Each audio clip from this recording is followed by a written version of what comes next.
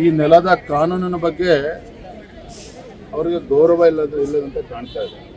ಇದೆಲ್ಲಕ್ಕಿಂತ ಮುಖ್ಯವಾಗಿ ಯಾವ ಮಾಜಿ ಸಚಿವನ ವಿರುದ್ಧ ಇಂಥ ಗಂಭೀರವಾಗಿರುವಂತಹ ಭ್ರಷ್ಟಾಚಾರ ಆರೋಪ ಇದ್ದಾಗ ಒಂದಲ್ಲ ಎರಡಲ್ಲ ನೂರಾರು ಕೋಟಿ ರೂಪಾಯಿಗಳನ್ನು ಪರಿಶಿಷ್ಟ ಪಂಗಡದ ಅಭಿವೃದ್ಧಿಗೆ ಆ ಮಕ್ಕಳಿಗೆ ಮೀಸಲಿಟ್ಟಿರ್ತಕ್ಕಂಥ ಹಣವನ್ನು ಲೂಟಿ ಹೊಡೆದಿರ್ತಕ್ಕಂಥ ವ್ಯಕ್ತಿಯನ್ನು ಮತ್ತೆ ಅವತ್ತು ಕ್ಯಾಬಿನೆಟ್ಗೆ ಹ್ಯಾಕ್ ತೆಗೆದುಕೊಳ್ಳೋದಕ್ಕೆ ಸಾಧ್ಯ? ಮುಖ್ಯಮಂತ್ರಿಗಳಿಗೆ ಏನಂತ ಒತ್ತಡ ಇತ್ತು ಮುಖ್ಯಮಂತ್ರಿಗಳ ಮೇಲೆ ಆಗಲಿ ACC ಮೇಲೆ ಆಗಲಿ ಅಂತ ಏನು ಒತ್ತಡ ಇತ್ತು? ನಮಗೆ ಇರುವಂಥ ಮಾಹಿತಿ ಪ್ರಕಾರ ಅವರು ಏನು ನಾಗೇಂದ್ರ ಅವರು ಕಾಂಗ್ರೆಸ್ ಹೈಕಮಾಂಡನ್ನು ಕೂಡ ಬ್ಲ್ಯಾಕ್ ಮೇಲ್ ಮಾಡಿದ್ದಾರೆ, ಹೆದರಿಸಿದ್ದಾರೆ.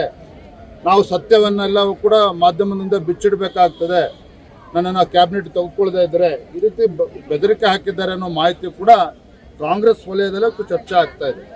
ಹಾಗಾಗಿ ಇದರ ಪರಿಣಾಮನೇ ಇಂಥ ಘೋರ ಅನ್ಯಾಯ ಮಾಡಿರ್ತಕ್ಕಂಥ ಇಂಥ ಮಹಾಭ್ರಷ್ಟಾಚಾರ ಮಾಡಿರುವಂಥ ವ್ಯಕ್ತಿಯ ವಿರುದ್ಧ ಕೋರ್ಟ್ ನ್ಯಾಯಯುತ ಚಾರ್ಜ್ ಶೀಟ್ ಸಲ್ಲಿಸಿದ್ರು ಕೂಡ ತನಿಖೆ ಆಗಿ ಅಂಥ ವ್ಯಕ್ತಿನ ಇಷ್ಟು ಆತುರವಾಗಿ ಕ್ಲೀನ್ ಚಿಟ್ ಸಿಗೋಕ್ಕೂ ಮುಂಚೆನೇ ಅವರನ್ನು ಕ್ಯಾಬಿನೆಟ್ ತೆಗೆದುಕೊಂಡಿದ್ದಾರೆ ಅಂತ ಹೇಳಿದ್ರೆ ಇವತ್ತು ಆ ಸಮುದಾಯಕ್ಕೆ ಮಾಡಿರ್ತಕ್ಕಂಥ ಅಪಚಾರ ಕಾಂಗ್ರೆಸ್ ಸರ್ಕಾರದ್ದು.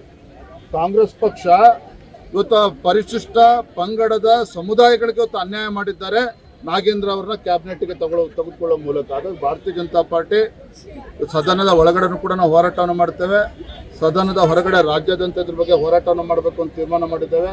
ಯಾವುದೇ ಕಾರಣಕ್ಕೂ ಪರಿಶಿಷ್ಟ ಪಂಗಡದಕ್ಕೆ ಅವರ ಅನ್ನವನ್ನು ಕಸ್ಕೊಂಡಿರ್ತಕ್ಕಂಥ ನಾಗೇಂದ್ರ ಅವ್ರನ್ನ ಕ್ಯಾಬಿನೆಟ್ನಲ್ಲಿ ಮುಂದುವರಿಸಬಾರ್ದು. ಇದನ್ನು ನಾವು ಮತ್ತೆ ಆಗ್ರಹವನ್ನು ಪಡಿಸ್ತಾ ಇದ್ದೇವೆ. ಅದ್ರ ವಿರುದ್ಧ ನಾವು ಹೋರಾಟವನ್ನು ಕೂಡ ಮಾಡ್ತೇವೆ.